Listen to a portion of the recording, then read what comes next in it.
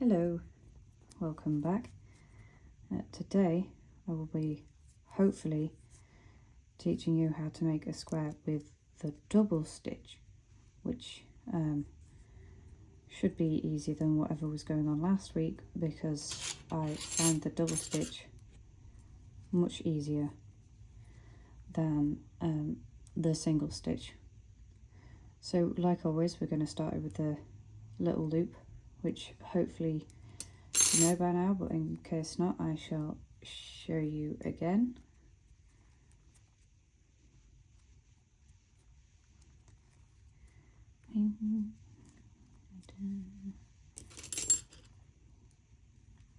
Okay, there we go. And we will just start with a really simple chain of, let's say 10.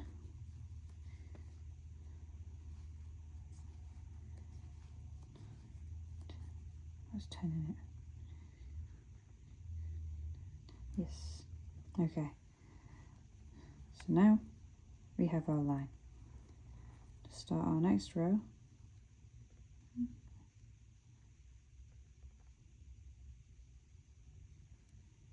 to start our next row, we're just going to go through this. I'll move it up. We're going to go through this stitch here, through, and instead of pulling straight through, we go through those two. So through that, through, and through.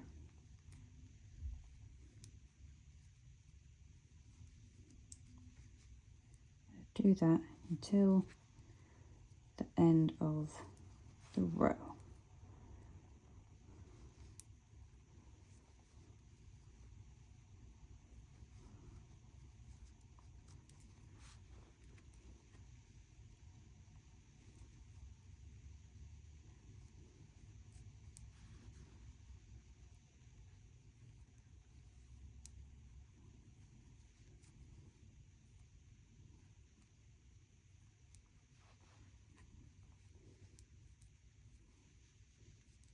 There we go, and to start our next row, I'll pull that a little, just a little tight, there we go.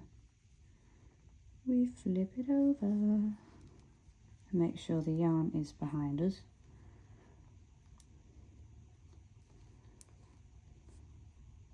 And I suppose just to make sure it's not wonky, how many stitches we got on this second row now? 1, 2, 3, 4, 5, 6, 7, 8, 9. Yeah, so we're better off adding another stitch just to make that 10. We go down through again. Personally, the way I was showing how to make sure edges are straight last time, I don't think it was the best method. I think you'd be better off just adding an extra stitch after finishing each row. Maybe. We'll see when we get there and count the number.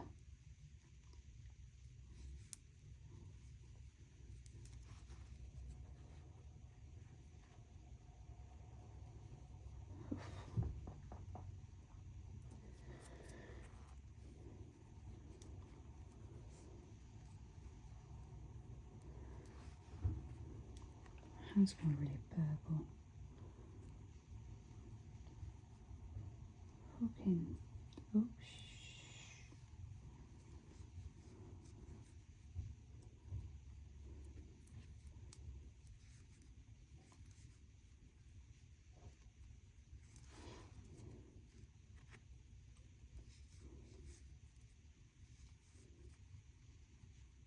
See, now that's a pretty straight edge. That's straighter than last time, which I'm sure I've got hanging about somewhere. Yes, I found it. Oh, ignore that. Got last week's example of the single stitch, which ended up as this sort of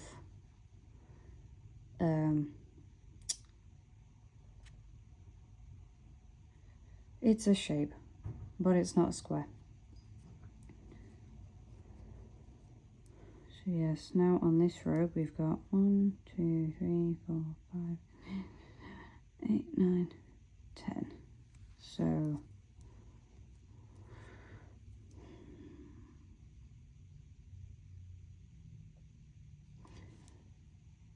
see, that should be fine. It's just on this row, when we do this row, we're going through here, so that will make 9. So on the next row you add an extra stitch, or at the end of this row you add an extra stitch. So we'll go through that again.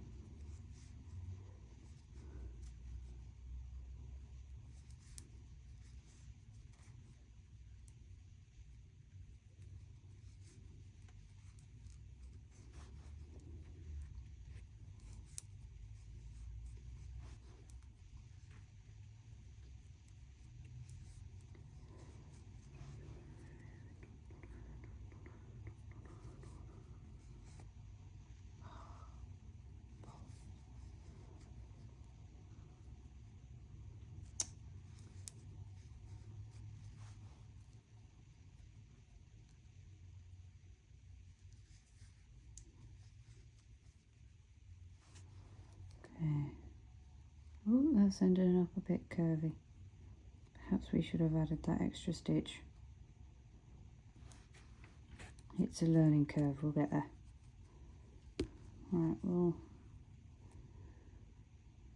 1, 2, 3, 4, 5, 7, 8, yeah, about 9. Just add the extra stitch.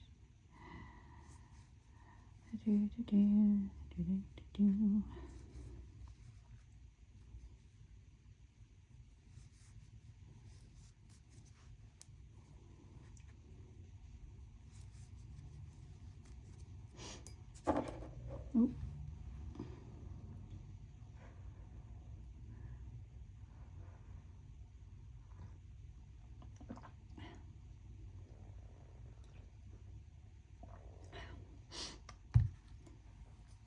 Also, there's another hobby I like to do, which is paintings in watercolour. So if you guys would ever want to, like, you know, see the process of me painting in watercolour, I usually do portraits. Let me know, and I can like film it.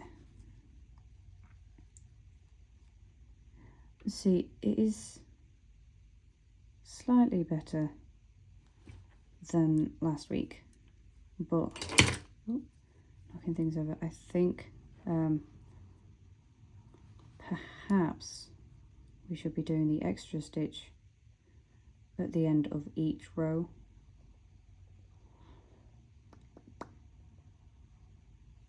It's probably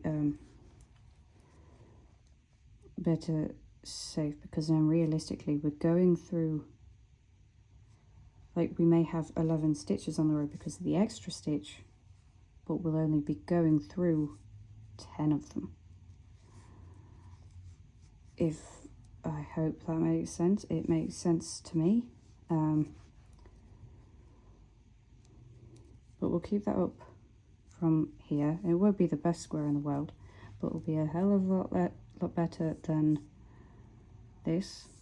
So we're just gonna put that out of sight for now. I think I'll get to the end of this square, make it as square as I can, and I shall finish it off and finally show you how to tuck in edges. So I think this will only need one more row, so add that extra stitch, turn over, and we shall quickly go through this last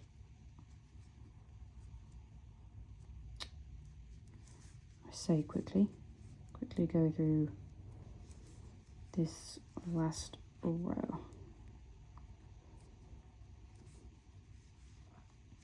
Oh, by the way, the side or the part of the stitch I'm putting the hook through is this one, as it's facing me.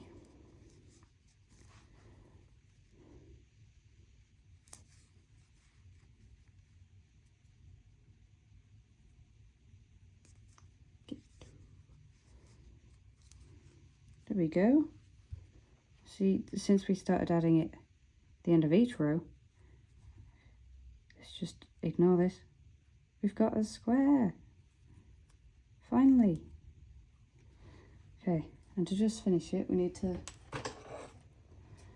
grab some scissors. First, we're going to pull this through here, but we're not going. We're just going to pull it out a bit, or maybe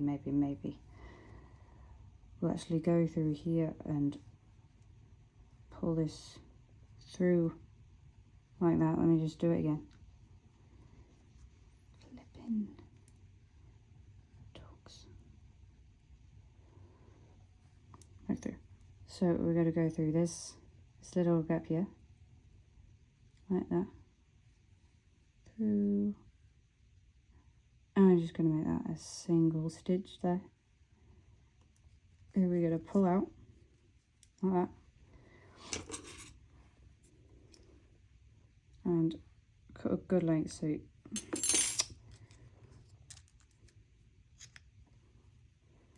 cut that like that, pull it all the way through, tighten that closed, and then we're going to crochet the ends in. But first we need to make these a little bit shorter so that they're not too long. So we're going to cut about here. Say it's a bit longer than like the width of the square. Go do the same to the bottom one. Choppy chop chop. Move those over there until further notice. And then what I usually do is I'll put the hook through, wrap it around, if it'll go round, like this, like this.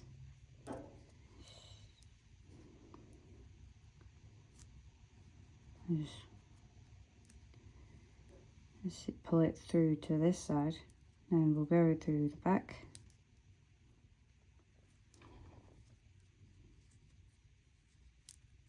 Right here, pull it through like that, and we keep flipping it so that it's sort of sewing, but without a sewing needle. There we go. And just all the way down. I don't have the editing skills to speed this up, so bear with me. Go as fast as I can.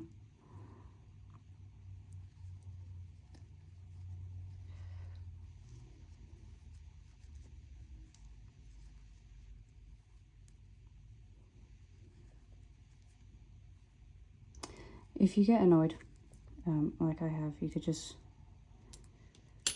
pull it slightly out, get the scissors, and go snip.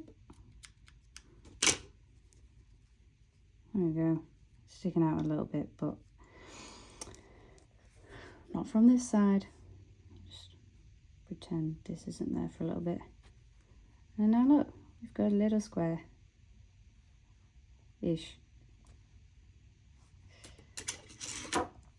Right. I shall see you next week when I make, or not make, I show you how to do the triple stitch, which, where is my example gone? Got a bag of granny squares, which we can use the triple stitch to make a granny square. It can be checkered or non-checkered. I've got an example of that too. the only bit that's checkered is the corners, because to make a square, you know, you have to create, I use single stitches, just a chain, to create the corners.